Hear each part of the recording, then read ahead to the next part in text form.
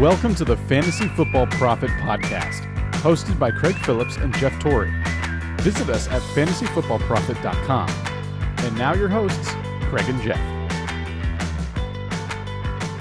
Welcome everyone to the Fantasy Football Profit Podcast. I'm Craig Phillips, joined as always by Jeff Torrey, and today we're going to not do the mailbag like we normally do on Thursdays. We're going to kind of do a little look back at the beginning of the year, what our predictions were, give you a little kind of like a mid-season awards, even though it's like a little bit later than mid-season, but just kind of see how we're doing for the year, how our picks are doing and all of that. So we're going to jump into that right now.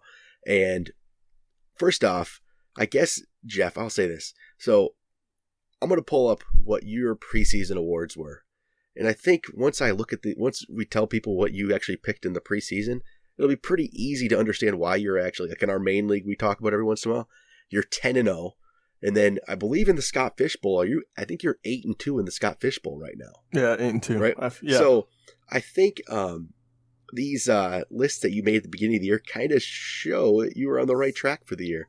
If I can find them. So we had some preseason awards, Jeff. Here we go. Preseason awards. Your preseason MVP pick was Christian McCaffrey. I would say you were pretty spot on there.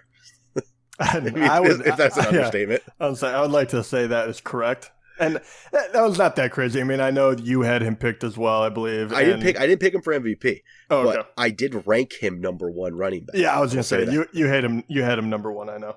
Yeah. So, but I still say that's a pretty solid pick for Christian McCaffrey right there. Yeah, I feel good about it. And then I'll say, here's your breakout player. How about this one? Your breakout player, Dalvin Cook. How do you feel about that one? Yeah, I feel even better about that one. And I know I had to go into the huge explanation of what makes him a breakout and all that, but I feel completely validated the fact that he went from, what he was to, potentially he could be the number one running back, in the league if McCaffrey for whatever reason falls off a little bit.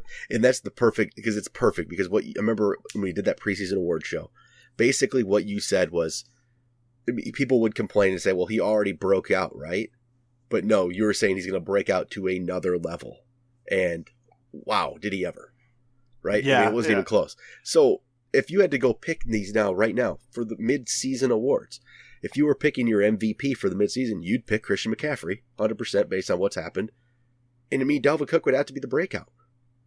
I mean, I don't know who else would be that breakout player other than Dalvin Cook right now, because he's just gone to just a different level. Yeah, I don't think there's anybody. I feel good on saying Dalvin Cook still. People would still probably argue with me that that he couldn't be a breakout player. I'll give one other name that maybe could get that breakout player award through this part of the year, and I mean that would maybe be like Chris Godwin kind of a thing. Yeah. He's really jumped up.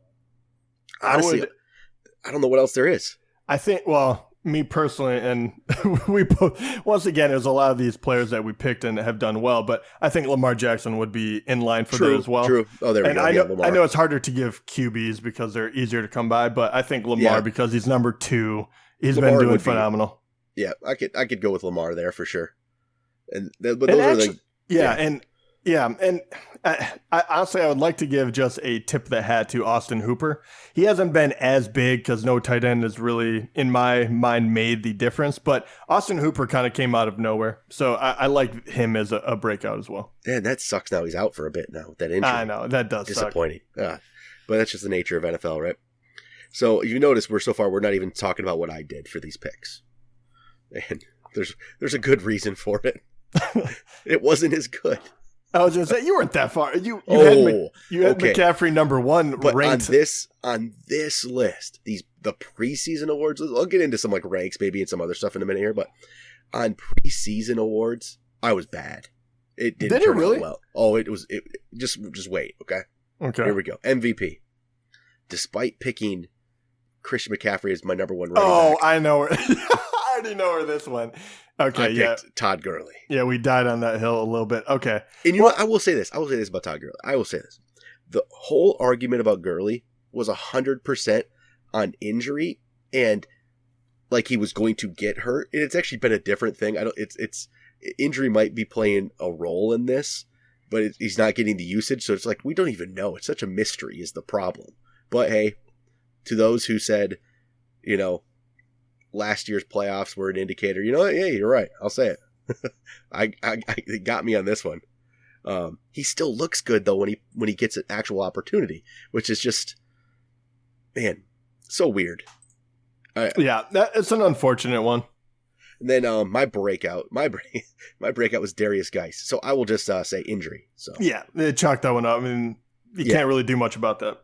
So those are my first two picks. So yeah, not the greatest, but hey, there's been some other good ones. So Jeff, you're making up for me on this one. Yeah, I get where you're going with those two though. I don't really blame you too much. So bounce back player, we had a bounce back player category. And you picked as your bounce back player of the year, Leonard Fournette. Boom. Okay. Let's name a bounce back player for this year. If you're not picking Leonard Fournette, who are you picking? I'm trying to think. Is there any other good ones? If you look at the current ranks of running backs, it's going to have to be a player that's now up in like the top here.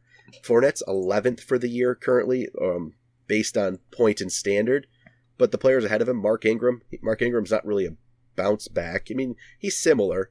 He wasn't great last year, but it was due to suspension. So, I mean, you could, if you wanted to go with him, that's fine. But Zeke, Chris Carson, Josh Jacobs, Nick Chubb, Eckler, Henry, Aaron Jones, none of those guys are the bounce back type for running back at least. So Fournette's definitely the one there. And wide receiver wise, there's really. I was going to say the only guy that might technically take it above Fournette. I would still say Fournette, but I think Cooper Kupp would be the only other person, right? Because and that's a little.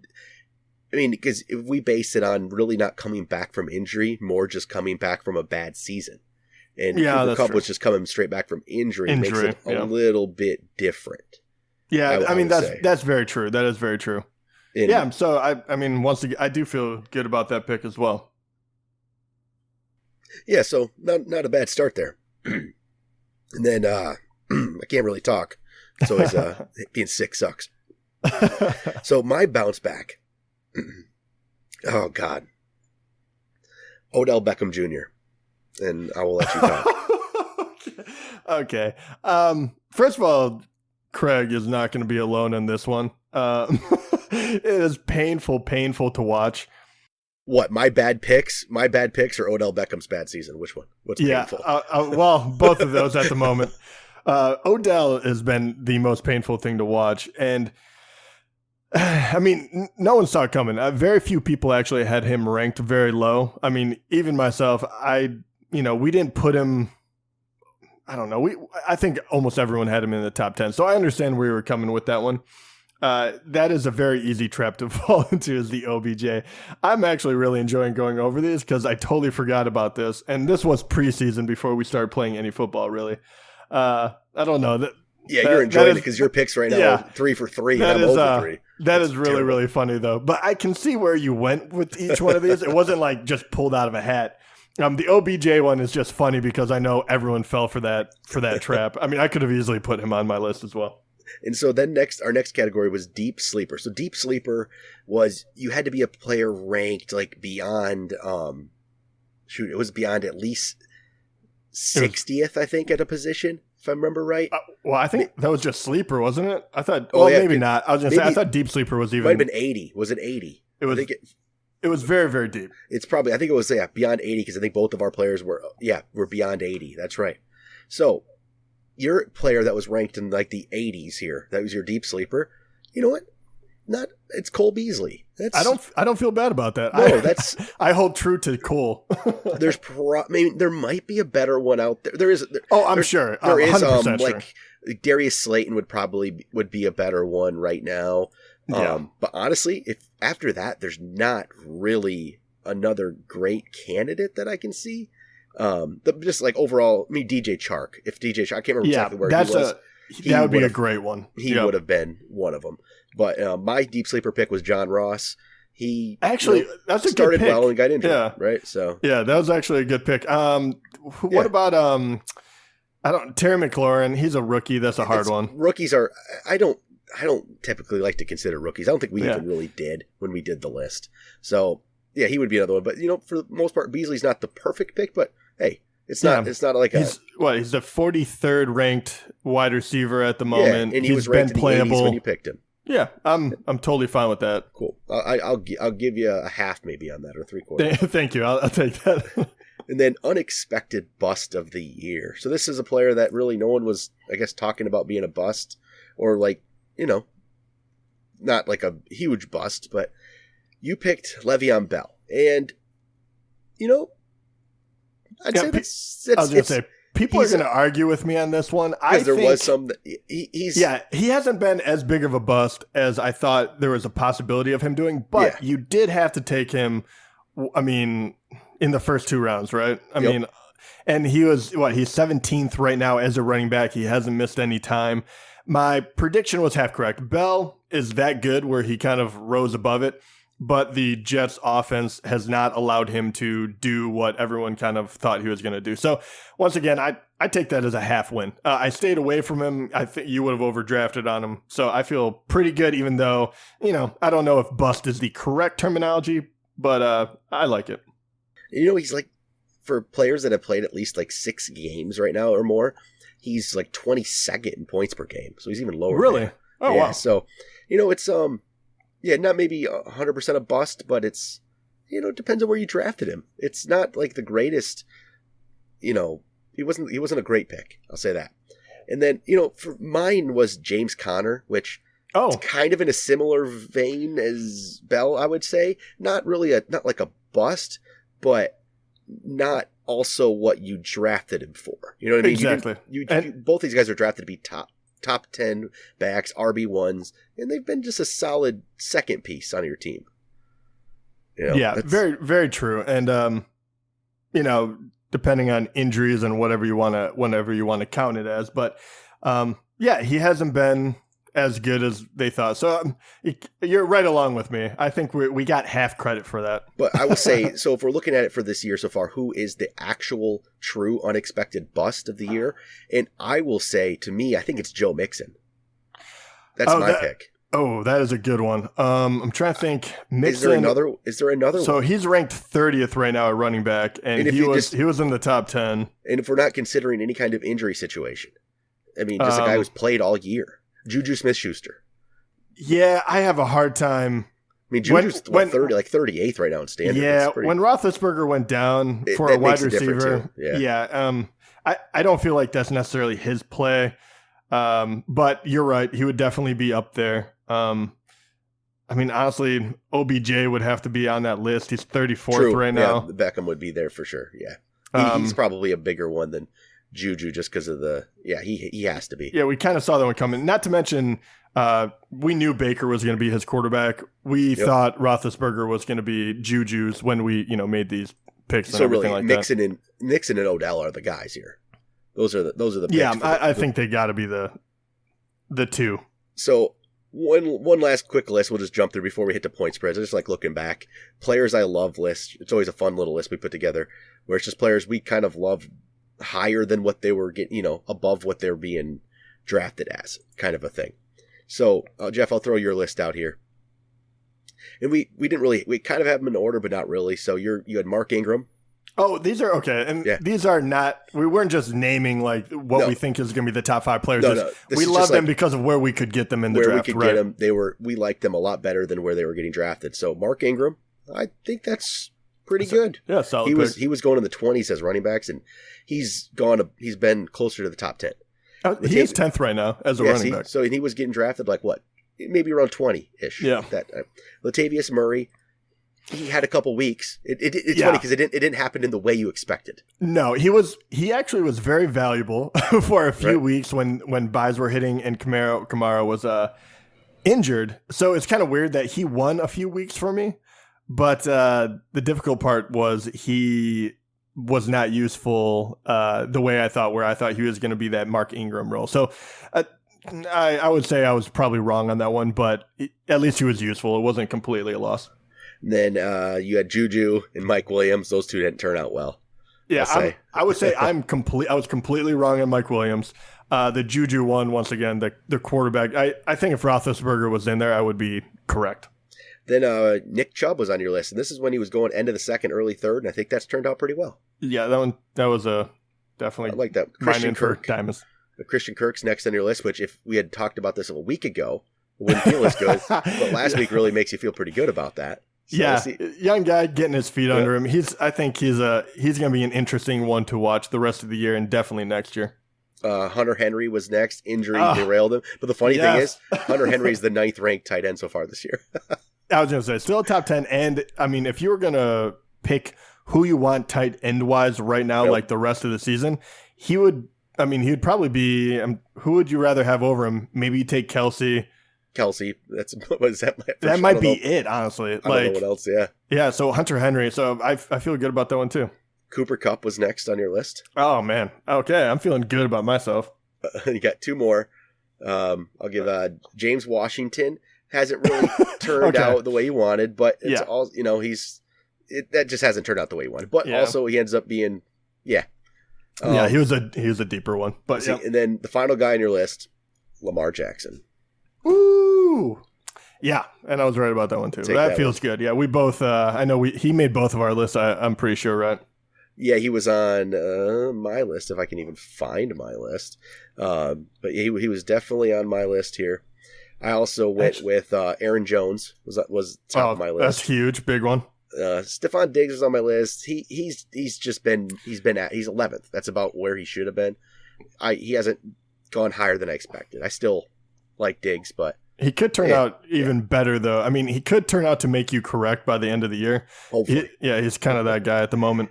And then some other, I had like Lamar Jackson but I also had Christian Kirk and I had Mark Ingram as well, like you did. Mm-hmm. So we were all on the board with all 3 of them, and those are all pretty solid.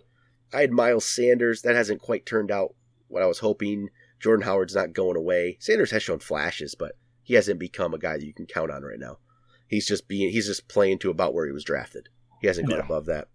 OJ Howard, he wasn't playing good before the injuries, even though. Yeah, I was just saying he's actually been a disappointment for me. Yep. I was expecting a lot out of that guy. I had Naheem Hines on here, and I will say this was before Andrew Luck, so retired.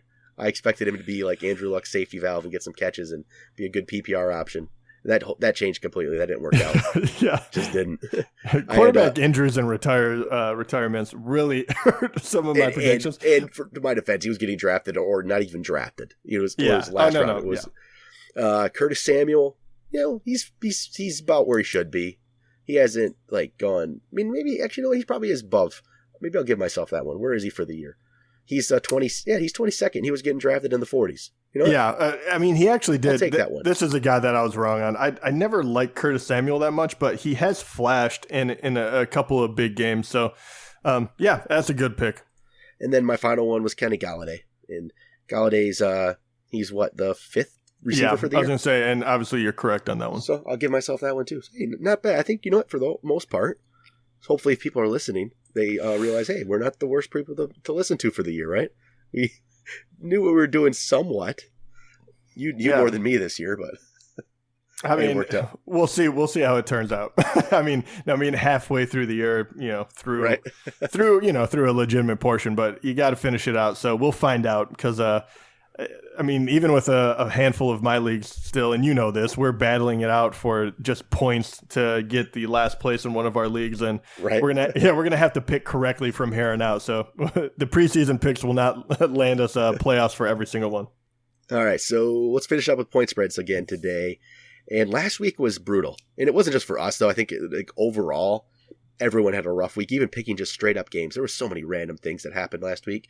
So I went 5-7-1, and you went 4-8-1. Dang it, man! I went sky high, and then I'm below 500 now, aren't I?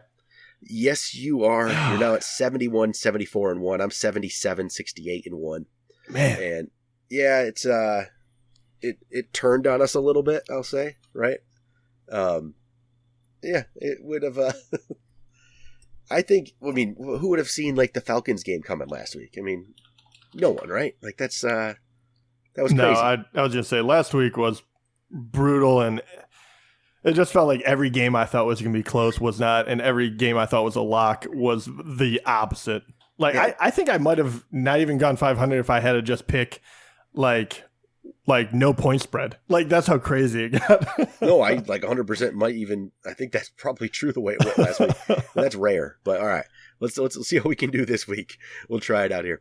All right. So first up, let's see here. We got Pittsburgh at Cleveland.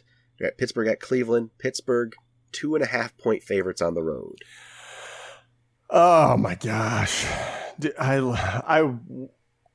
No, I'm going to go Cleveland. I think that I keep waiting for them to turn it around. I love the way the Steelers are playing defense right now, but if they're on the road, I don't know. I'm going Browns. There's no rhyme or reason. I'm just going Browns. Actually, you know what? I got that spread wrong. Oh no, is it Browns 2.5? Browns 2.5. Ah, dang. I mean, it. I didn't feel. I'm surprised at that, I guess. No, I'm still going to go Browns because I guess within 3 I got to, but I was surprised when you said that, but I don't think it's 2.5 though. I'm going Pittsburgh. I mean, I'm going to be cheering for Pittsburgh a little bit, but Browns have so much talent. I'm just waiting for them to either completely implode or finally go on like a win streak. We got Cowboys at Detroit. Cowboys 4.5-point favorites at Detroit. I mean, what's Stafford playing? You know, hold it. Is he playing? We don't know. Yeah, that's what I thought. I gotta go Dallas. I'm going Detroit. I wish. I can't pick Dallas. I hate Dallas. Yeah, I gotta go Dallas. If Driscoll's in there, there's no way. Maybe they'll sign Kaepernick on Saturday. Yeah, maybe. Have him play Sunday. Yeah, right. But he'd probably be better than Driscoll. He wasn't that bad. I don't know. I just don't see it happening. All right. Yeah, I don't either. Saints at Tampa. Saints 5.5-point favorites at Tampa. Man, they have to bounce back, don't they? Well, I would have said this is a no-brainer, but last week but I gotta go Saints. I think they will bounce back. Yeah, yeah. I think so. I'm so shook by last week. Atlanta at Carolina. Carolina 6-point favorites at home against the Falcons, which, again, if you wouldn't have seen last week, you would have been like, okay, sure. But Atlanta looked pretty good. I'm going to go Atlanta. I'm just going to see, maybe this isn't a fluke. And 6 points is a lot. And Carolina's not that good. Actually, no, I'm going to join you.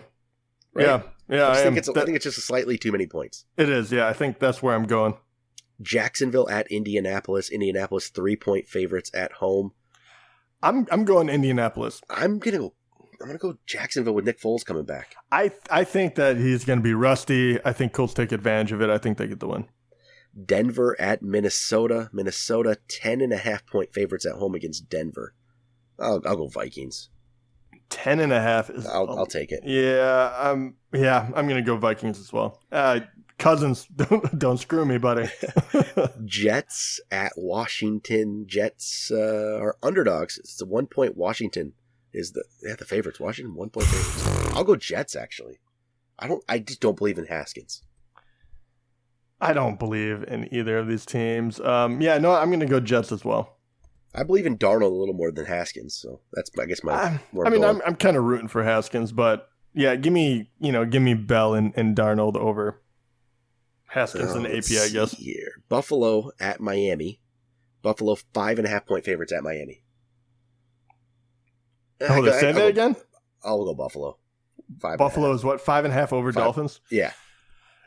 Miami has been at least putting up a fight, but I'm gonna go Bills as well. Yeah, it's just 5.5. Yeah, I'll do it. Houston at Baltimore. Baltimore 4-point favorites at home. Oh man, Baltimore. Yeah, I gotta go Baltimore still. That's gonna be a good game. I'm looking forward to that one. Arizona at San Francisco. San Francisco 11.5-point favorites at home against Arizona. I'll go San Francisco. 11.5? Yeah, I'm still going. I'm gonna go Arizona. All right. Patriots at Philadelphia. Patriots 3.5-point favorites at the Eagles. Give me Pats on this one. Yeah, I'll go the same. Cincinnati at Oakland. Oakland 10.5-point favorites at home. Really? Well, I'm gonna go with them. Cincinnati's that bad. They're not even trying. I know they are really bad. 10.5 is so much. Oakland's better than we thought they would be. No, without a doubt, they've been a great story. I'm really happy to see them doing well, especially after the whole Antonio Brown thing. Do I think 10.5? Oh, that's so much. Yeah, okay. Yeah, I'm going Raiders begrudgingly, but I can't think of a way that the Bengals can make it close. Bears at Rams, Sunday night game. Bears at Rams. Rams 6.5-point favorites at home. Rams are 6.5? Yeah. Yeah, I take Rams still. I'll take Rams too. Then Monday night, it's Kansas City at the Chargers. Kansas City at the Chargers on Monday night. Kansas City 3.5-point favorites. I'll go with the Chiefs. Yeah, I am too. Man, we took a lot of teams with points. We did, so hopefully it works out. We need a better week than last week. We need to bounce back. We need to bounce back like, I don't know, Atlanta did last week. All right. I think that'll do it for today. We'll be back Sunday night as we talk about Week 11 games. Go over all those, see how we did on our point spread picks. But until then, see you guys later.